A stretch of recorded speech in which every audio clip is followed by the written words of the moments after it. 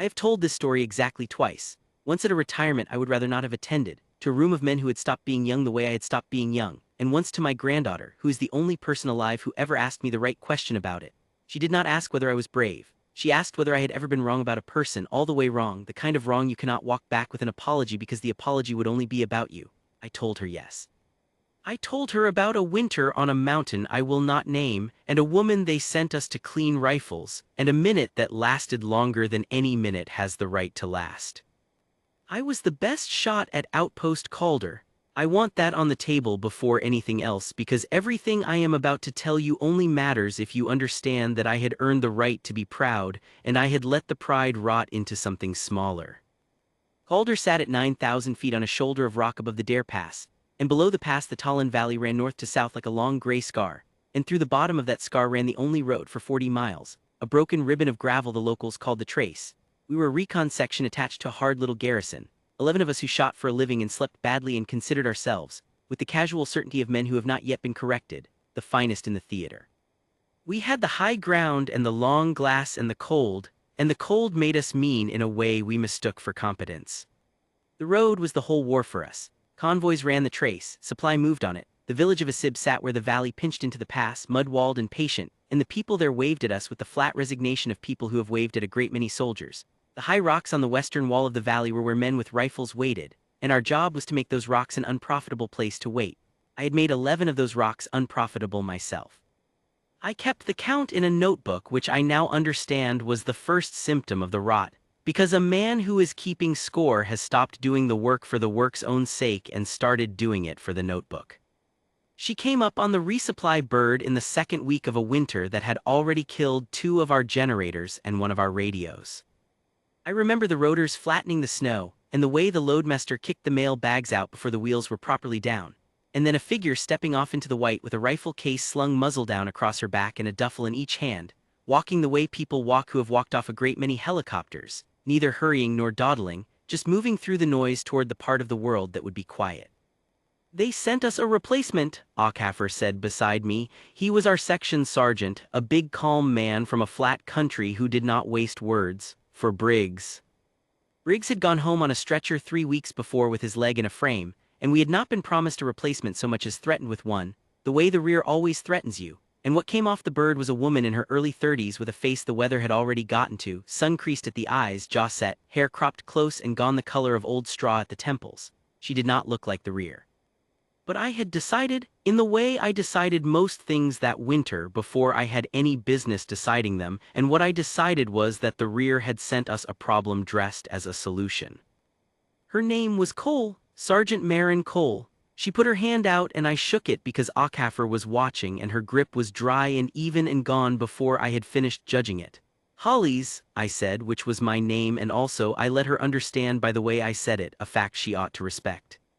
"Heard you're the shooter up here," she said, not a question, not a challenge either. She said it the way you note that a road runs east, and then she looked past me at the western wall of the valley at the rocks, and I watched her eyes go over them once low to high the way a tradesman's eyes go over a job, and then come to rest on a particular notch in the ridgeline almost 2 kilometers out, a fold of dark stone where the wall stepped down toward the pass. She looked at the notch for maybe 2 seconds. Then she picked up her duffels. I did not know yet that 2 seconds was a long time for her to spend on a thing she already understood. I will tell you what I did with Sergeant Cole over the next 9 days, and I will tell it plainly, because the only honest way to tell a story you are ashamed of is to refuse yourself the comfort of softening it. I made her the section's cleaning detail. I told myself it was reasonable. We were short-handed and the rifles were our lives and the cold fouled everything, and someone had to break down the long guns and run the bores and pull the carbon out of the bolts and inventory the rounds. And I told her that someone was going to be her, because she was new and unproven, and I was not going to put an unproven shooter on the glass over the trace where men's lives rode on the first round. It sounded like prudence. I have had years to listen to it again and hear what it actually was. She did the cleaning. That was the first thing that should have warned me if I had been a man worth warning.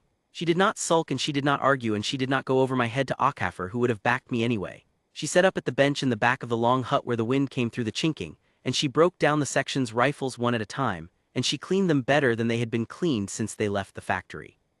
I watched her work because I was watching her for failure, and instead I got something that itched at me without my letting it through. She did not just run a patch through and call it done.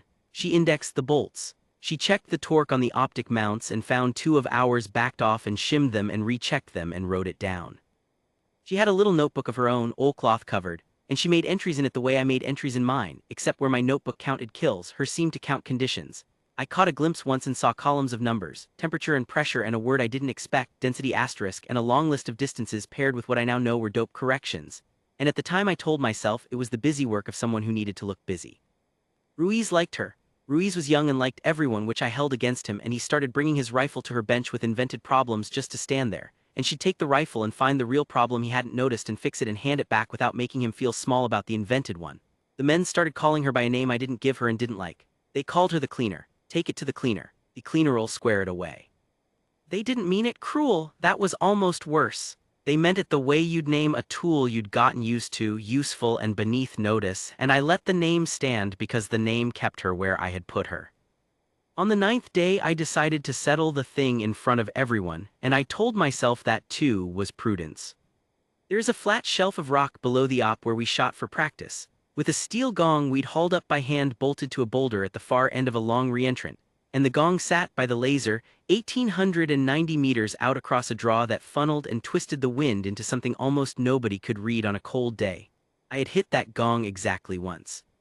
One time in 2 years, on a still gray morning with the air dead and even, I had put a cold round on that steel and heard the ring come back a heartbeat and a half later, and I had walked around for a week afterward like a man who'd been let in on a secret. Every other day the draw ate my rounds. We all missed it. Missing it was practically the point. It kept us humble, or kept us telling ourselves we were humble, which is a different thing. It was not a still day when I called Sergeant Cole out to the shelf. There was a steady push of air out of the north channeling down the draw, gusting and dropping, the kind of wind that doesn't blow so much as breathe, and I picked that day on purpose. I want you to understand that. I did not pick a fair test. I picked the gong because I wanted her to fail at the thing I had failed at 100 times, so that her failure would belong to the difficulty of the thing and not to me, so that the men would watch the cleaner miss the impossible target and quietly agree, without my having to say it, that she belonged at the bench. The whole section came out to watch. They knew what I was doing, soldiers always know. That gong, I said and pointed and let her find it in her glass. 1890, cold bore, 1 round, whenever you're ready, Sergeant. She looked at the gong for a while. Then she looked at the draw, at the snow streaming off the lip of the far ridge, at a thin scarf of spindrift lifting and falling between us and the steel, and at the way a dead juniper down in the bottom of the reentrant was shivering against the gusts. She wet a finger and held it up, which made Ruiz grin and made me want to send him inside. She got down behind her rifle, her own rifle, the one I had not let her shoot, a big bolt gun she carried up off the bird in that muzzle-down case and cleaned and never fired in front of us, and she settled into it the way water settles into a low place, no fuss, no theater, every part of her going still in sequence, feet, hips, shoulders, the rifle becoming an extension of the ground she lay on. And then she did nothing. That is the part I could not have understood about her until much later. She lay there and she did nothing for what felt like a very long time while the wind breathed and the men shifted and somebody coughed, and she let it breathe, watching the spindrift and the juniper and the streaming snow, reading the river of moving air the way you'd read current before you put a boat into it. She dialed something onto her scope. She held off some amount I couldn't see. She waited for the wind to do a particular thing it had been doing on a rhythm only she had bothered to find. A slackening between gusts that came and went and came again, and in the bottom of one of those slack moments, without any tightening or hurry that I could see, she broke the shot. The rifle barked and rolled her shoulder and the sound went out and bounced off the far wall, and then there was the long, empty second where a cold round travels almost 2 kilometers, the second where every man on that shelf was already composing the thing he would say when it missed. And the gong rang. The note came back to us thin and clear across the cold air, a high sweet tone with no apology in it, and it hung there, and the men made a sound I had never heard them make, a kind of low collective exhale that was half disbelief and half the beginning of something else, and Ruiz said a word I won't repeat in front of my granddaughter, and somebody laughed the way you laugh when the ground moves. Sergeant Cole did not move for a moment. Then she lifted her cheek off the stock, worked the bolt, caught the spent case in her hand instead of letting it fall in the snow, and looked at it and put it in her pocket. She did not look at me, she did not look at the men, she wrote something in the oilcloth notebook. Cold and even down low, she said to no one to the notebook. Push at the top, there's a seam about 2/3 out where it lays down for a 4 count. She closed the notebook. Good steel, she said, which I understood eventually was the only compliment she paid that day, and she paid it to the gong. Here is what I did with that. You would think a man would have the grace to be humbled by it, and a better man would have. What I did was decide it was luck. I stood there with the note of that gong still in my ears, and I built in the space of about 10 seconds an entire architecture of reasons why what I had just watched did not mean what it plainly meant. The wind had laid down at the exact moment. She'd guessed the seam. 1 round was 1 round. Anybody gets lucky on 1 round. You show me she can do it again. You show me she can do it when it counts, with men dying and the clock running and the round that matters being the one she hasn't fired yet. A cold gong on a practice shelf is not the trace. I actually said some of that out loud that night to Aucaffer in the long hut, while Sergeant Cole cleaned a rifle 12 feet away and gave no sign of hearing me, though of course she heard me. She heard everything. That was the whole nature of her. Aucaffer let me finish, then he said, Wade, you ever see anybody read that draw? No. You ever read it? Once. How long did it take you to set up that once? I didn't answer. She took longer, he said. Lot longer. You noticed that. She didn't rush it because she got lucky once. She took the time because she knew what the time was for. He stood up and stretched his back, which popped in 3 places. Luck's a thing you spend, he said. What she's got, she's been saving up a long while. You'll see the difference when the bill comes. And he went to his rack and left me with the cold and the notebook and the small, ugly comfort of being unconvinced. I have thought a great deal in the years since about why I held out so long against the evidence of my own eyes. The honest answer is the unflattering one. I had built a self on being the best shot at Calder, and a self built on being the best is not a self that has room in it for someone better, and so the part of me that should have been amazed was busy instead defending the territory, and a man defending territory will deny the sun is up, if the sun coming up means the day belongs to someone else. I gave her the gong and called it luck because the alternative was to feel the ground shift under the only solid thing I thought I had. That is the truth of it. It is not a flattering truth, and I have stopped expecting it to become one. So she stayed at the bench. After the gong, I could not in good conscience keep calling it the cleaning detail, but I did not put her on the glass over the trace either. I split the difference in the cowardly way men split differences. I gave her the notch. The notch was the bad hide, and everyone knew it was the bad hide, and giving it to her was the same insult as the bench dressed in better clothes. Our good hides looked down on the heart of the trace, on the road and the village and the near rocks, the live ground where the war actually happened, with clean lanes and ranges we'd lasered and logged so that a round was a known thing. The notch was that fold of dark stone almost 2 clicks out on the western step-down, the one her eyes had found in the first 2 seconds off the bird, and it sat off to the south where the valley narrowed into the pass, and from it you could see a long bend of the road that ran behind a finger of rock and out of view of every other position we held. We hardly ever manned it. The ground it covered was, we decided, too far and too marginal and at too cruel an angle to be worth a shooter's day, and so the notch was where you sent someone you wanted out of the way without quite saying so. I sent her there with a radio and a day's water and a thermos and the section spotting scope nobody else wanted because the eyepiece fogged, and I told myself again that it was prudence. There is a great deal of cruelty in this world that wears the face of prudence. I have learned to be suspicious of my own prudence ever since. She took the notch without a word. She took it the way she took everything, which was completely the way you take possession of a thing you intended to learn down to its bones. She spent her days out there in the cold while we worked the live ground, and at night she came in and cleaned rifles, and in between she filled that oilcloth notebook, and once passing her bench I saw a page of it and stopped despite myself because what I saw was not a kill count and not idle numbers, it was the notch. She had drawn the ground the notch covered, the bend of road behind the finger of rock, the near rocks, the spurs and re-entrance, the village edge where the pass began, and she had ranged every feature of it and written the distance beside it in a small even hand, and beside the distances were wind notes for the time of day, and a little annotation about the way the air came down the pass in the afternoon and pooled cold in the bottom of the narrows, and a sketch of how the light fell across the bend at different hours and where the shadows would hide a moving man and where they would betray him. She had built alone out of a hide nobody wanted, covering ground we'd all dismissed, the most complete picture of a piece of terrain I had ever seen a shooter make. And I, God help me, looked at it and felt a flicker of irritation that she was wasting that kind of care on the worst ground we had. The bill came on the 11th day. It came the way the bad days always come, ordinary at the start, a routine thing turning. A logistics element, 29 men and 2 attached, 31 in all under a young lieutenant named Prager who had met twice and liked once, was running the trace north to push fuel and ammunition up to a smaller post beyond the pass, a milk run we'd covered a dozen times, and they came up the valley in the late morning with the cold sun on them and the snow squeaking under the tires, and they went around the bend behind the finger of rock. The bend that nobody could see but the notch, and the world came apart. We heard it before we understood it. The crump of the first charge rolled up out of the narrows and bounced off the walls, and then the small arms fire opened up all at once, a ragged tearing wall of it, far more guns than 31 men can answer, and the radio in the op went from the bored cadence of a route brief to a man shouting in the particular pitch a man's voice goes to when the thing he feared has actually arrived. They'd lost the lead truck to the charge.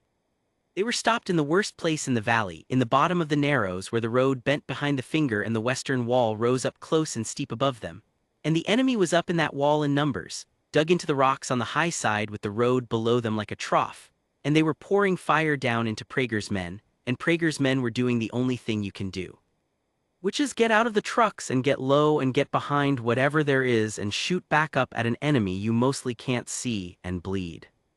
I got on the glass and I could not see them.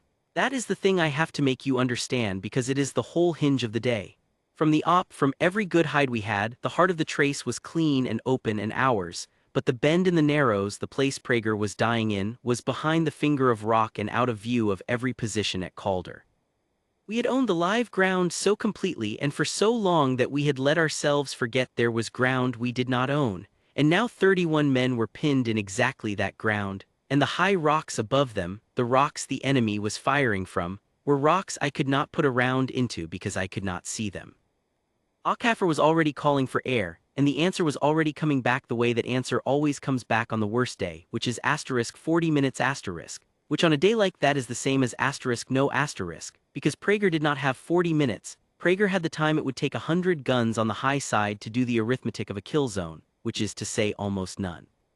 There was exactly one position at Calder that could see into the narrows. The notch.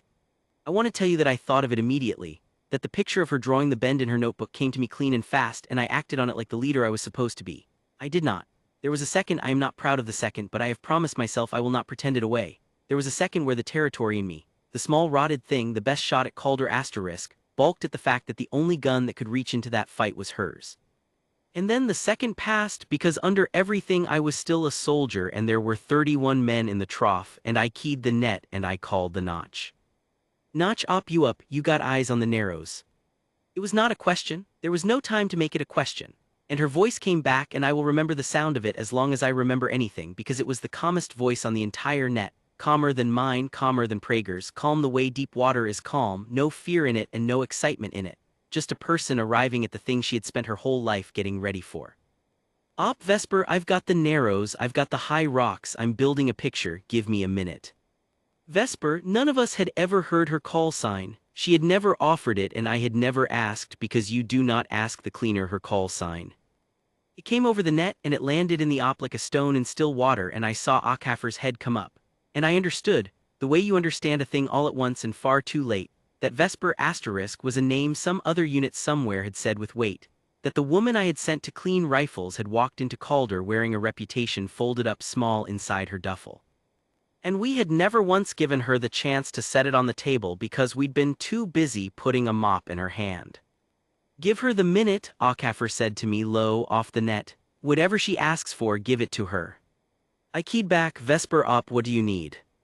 I need you to read me the net and keep everyone off it who doesn't have to be on it, she said, and I need Lieutenant Prager to do one thing for me, a pause, the wind audible behind her voice. Prager, Vesper, you copy. Send it, Prager came back ragged, a man holding a line with his fingernails. I'm above and behind the high rocks, your west wall, about 1900 from your lead vehicle, she said. They can't see me and they don't know I'm here. I'm going to start taking the high guns off you. When the volume drops, do not move your people yet. You move when I tell you and you move where I tell you and not before because the second they realize where the rounds are coming from they're going to try to shift, and I need them shifting into me and not onto you. Can you hold your people still until I say move? There was the smallest hesitation, the hesitation of a young officer being asked to do the hardest thing in combat, which is to keep men still under fire and wait. And then Prager said, we'll hold. Good, said Vesper, hold. And then she went to work. And I had a front row seat to the work because I did the only useful thing left to me that day, which was to abandon every good hide we had and run for the one place I could be of use, and the only place I could be of use was beside her. I grabbed the section's good spotting scope, the one that didn't fog, And I went down off the op and out along the western step down to the notch as fast as a man can move at 9,000 feet in the snow, lungs tearing, and I came up behind her into that fold of dark stone she had made her own, and she did not turn her head, she just said, "Hollies. Good. Get on glass, give me wind at the rocks and splash, I'm reading my own but I'll take a second set of eyes."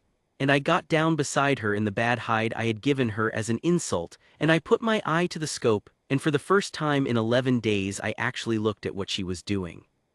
She had the high rocks. From the notch you could see them, the whole western wall above the narrows, and it was alive with the enemy. More of them than I had let myself believe, muzzle flashes winking all up and down the rock in a long, irregular line. And below them, almost 2 kilometers out and far down, the trough of the road where Prager's trucks were stopped and burning, and his men were pressed into the dirt behind the wheels. The angle was cruel, a steep downhill shot across the mouth of the pass where, just as she'd drawn it weeks before, the cold afternoon air came pouring down out of the high country and pooled and moved in the bottom of the narrows in a way that would lie to anybody who hadn't lived with it. I had dismissed this ground. She had married it.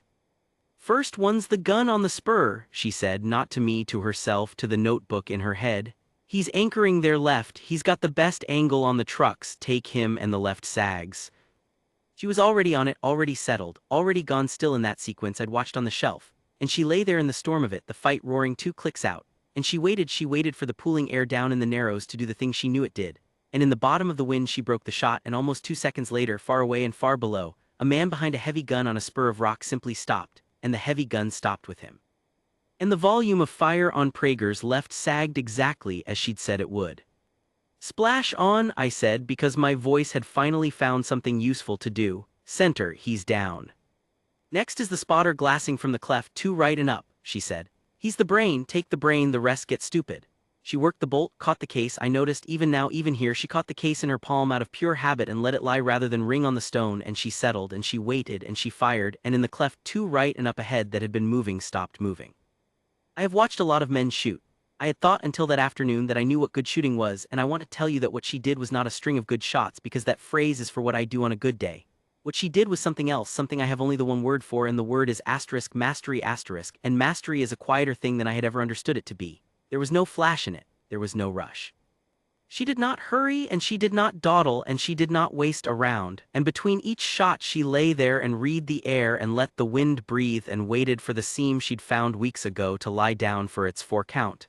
And into those seams, one at a time, with a patience that should have been impossible inside a fight that frantic, she fed the enemy on the high rocks back the death they were spending on the men below. She talked the whole time, low and even to me, to Prager, to the notebook in her head. "That one, then that one, the wind stiffening, hold 3 more on the gusts. There's the seam, send it."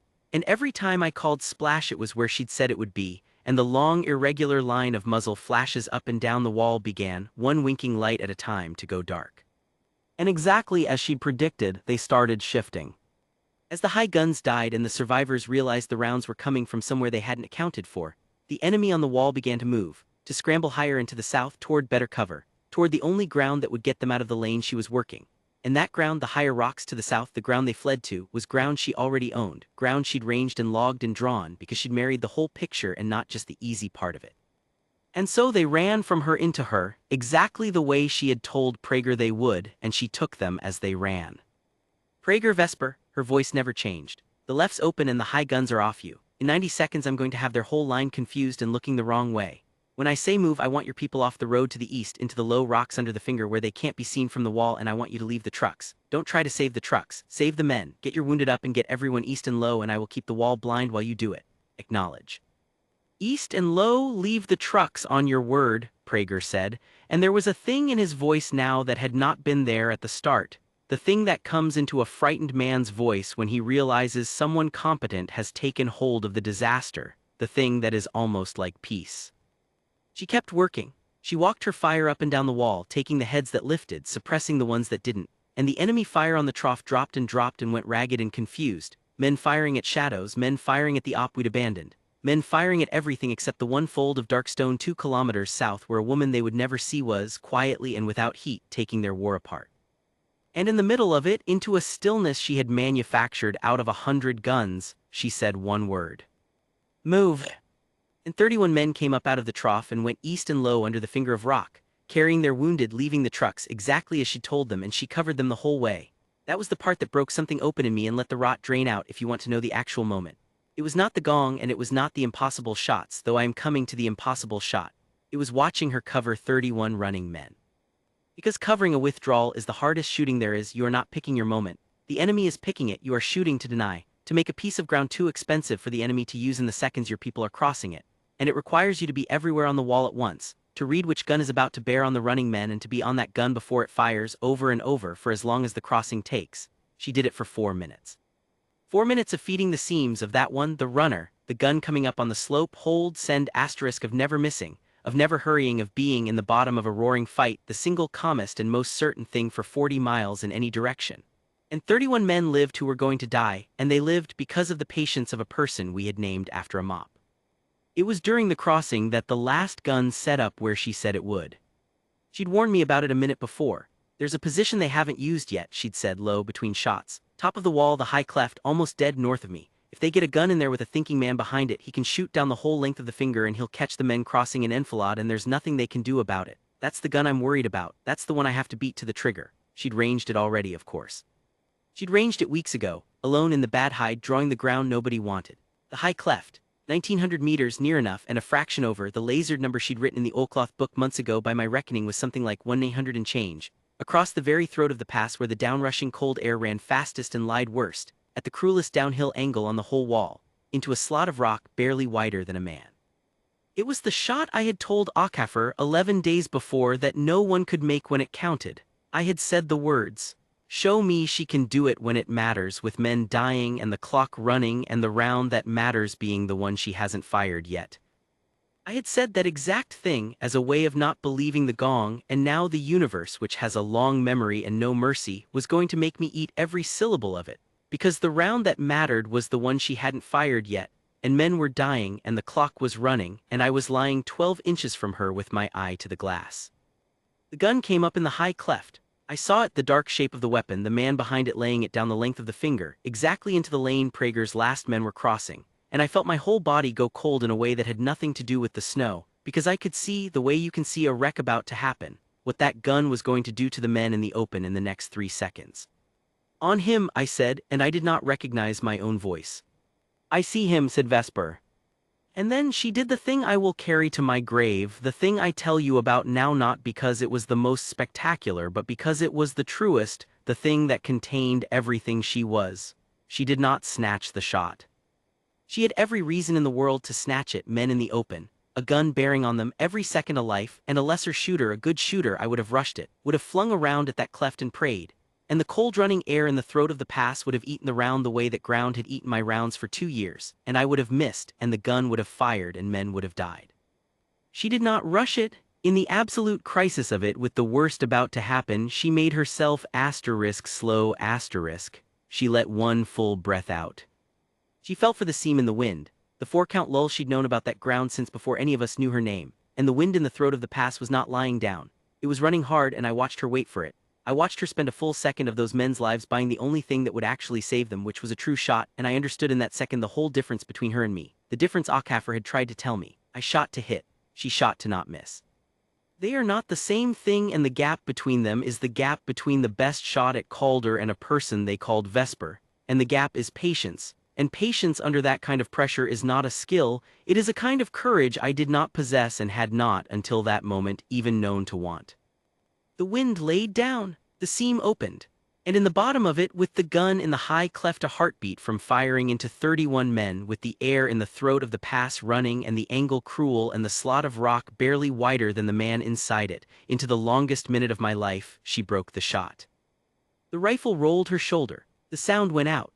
And there was the long empty second, the second I knew so well from the practice shelf, the second where a cold true round travels almost 2 kilometers through lying air, and I had my eye on the high cleft and I did not breathe, and Prager's last men ran across the open under a gun that had not yet fired, and the seconds stretched and stretched. And the man in the cleft and the gun in front of him came apart in a way I will not describe to my granddaughter. And the gun never fired, not one round, and the last of the 31 made the low rocks under the finger and went down into cover and were, all of them, every man, alive.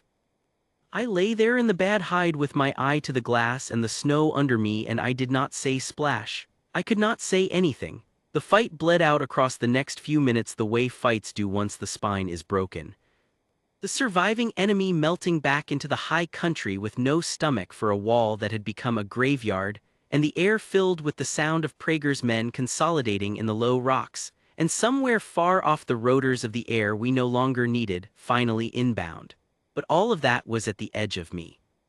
The center of me was the woman 12 inches to my left, who had worked the bolt and caught the case in her palm and was now writing in the oilcloth notebook, in her small even hand, what I am fairly sure was the wind correction for the high cleft, so that the next person who ever had to make that shot would not have to learn the throat of the pass the hard way she had.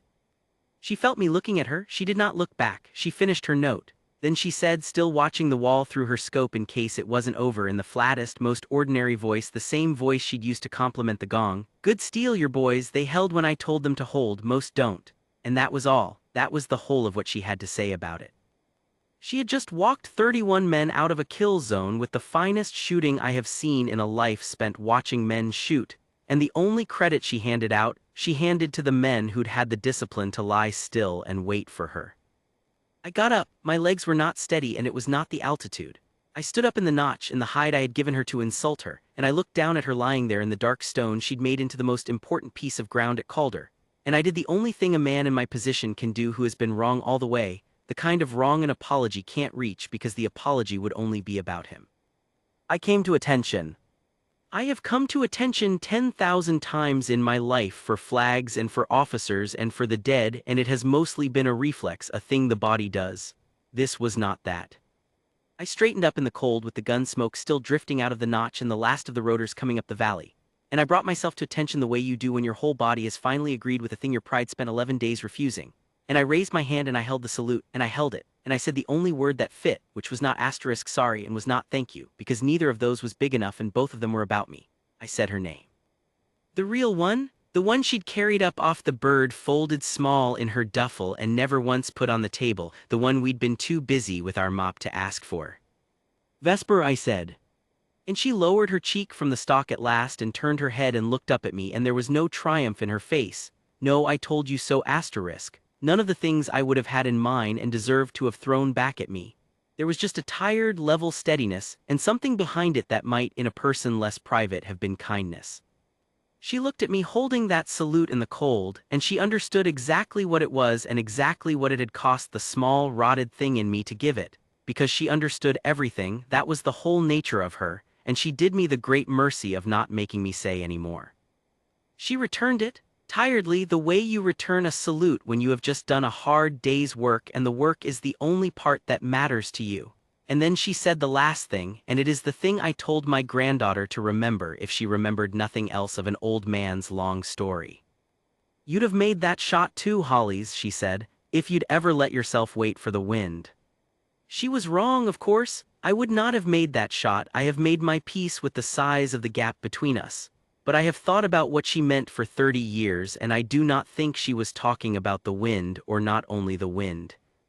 I think she was telling me in the only language either of us spoke, that the thing that had kept me from being who I might have been was the same thing that had kept me from seeing who she was, a refusal to wait, to be still, to let a thing be larger than my need to be the largest thing in it. She gave me back my salute, and she gave me back in that one sentence a way to be a better man than the one who'd handed her a mop. And she did it without a single ounce of cruelty, which is the rarest kind of strength there is and the one I have spent the rest of my life trying and mostly failing to learn. I tore the page out of my notebook that night, the page with the count on it, the 11 rocks, the small score I'd been keeping like a man who'd forgotten what the work was for. I tore it out and I burned it in the stove in the long hut, and Akaffer watched me do it and said nothing because Akaffer had known all along. We had her for the rest of that winter. The men stopped calling her the cleaner, they called her Vesper, with the weight the name had always deserved, and they brought their rifles to her bench not with invented problems now but with real questions, and she answered them patiently the way she did everything, building good shooters out of us one correction at a time. She took the notch every day by choice. She said it was the best hide we had. She said we just never bothered to learn it. She went home in the spring on the same kind of bird that had brought her, rifle muzzle down across her back, duffel in each hand, and she walked off across the snow toward the part of the world that would be quiet, neither hurrying nor dawdling, and the whole section came out to the LZ to watch her go, which we had not done for any man. I shook her hand. It was dry and even and gone before I'd finished feeling it, the same as the first day. Holly's, she said, which was my name, and this time it was not a fact she was asking me to respect. It was just my name, said by someone who decided I was worth saying it to, and I have valued few things in my life more. I told my granddaughter that the war gave me a lot of things I would give back if I could. The cold, the count, the men who didn't come home off the trace, but it gave me one thing I would keep against everything, and it was the 11 days I spent being completely, comprehensively wrong about a person, and the 11th hour of the 11th day when I was made to stand up in the snow and salute the size of my own error, and the woman who let me do it without ever once rubbing my nose in the ground. She asked me at the end the way children do whatever happened to her, to Vesper. I told her the truth, which is that I don't know, I never saw her again. People like that pass through the hard places and they leave them better and they move on, and the rest of us spend our lives trying to be worthy of having known them. But I'll tell you what I believe, I said. I believe that somewhere out there on some other cold ground that nobody wanted, there's a fold of dark stone that some young fool dismissed as the worst hide on the hill, and I believe she found it, the way she found ours in the first 2 seconds off the bird, and I believe she married it down to its bones while better thought of people worked the easy ground, and I believe that when the bill finally came due, when men were dying and the clock was running, and the round that mattered was the one nobody else could make. She lay down in that bad hide they'd given her to insult her, and she waited for the wind, and she did not miss. That is the whole of it. That is the story I have told exactly twice. A winter on a mountain and a woman they sent us to clean rifles, and a minute that lasted longer than any minute has the right to last, at the end of which I learned the only thing worth learning up there, which is that you should be very, very careful what you decide about a person before you have let them wait for the wind.